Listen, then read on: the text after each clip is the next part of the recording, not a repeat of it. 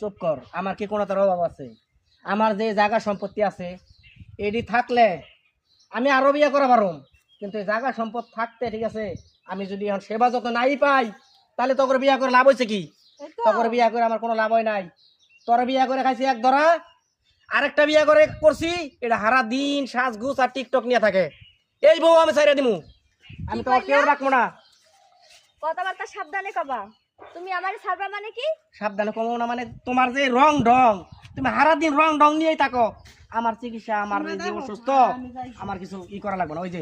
ওই যে উচিত কথা কইছি, ওই একটা গেছে গা, আমি আর পারি না, আমার আর কুলাইতেছে না, তখন আমি রাখবো না। আমি চিন্তা করছি বিয়ে আজকে আর একটা করবো। একটু খারাপ একটা টিকটক করে লই।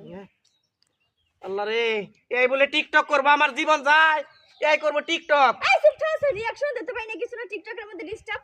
এই খালি তো টিকটক করবা লিখে না যে চলে, কিন্তু একবার দিন, একবার কইলাম, একবার আমি কিন্তু ওই বলে মরে, এই তুই বলে মারস, তুই বউ মারস কেমনে? এই তুই বলে মারস, লাগো। তুই মর ভিতরে আমি দেখলাম না।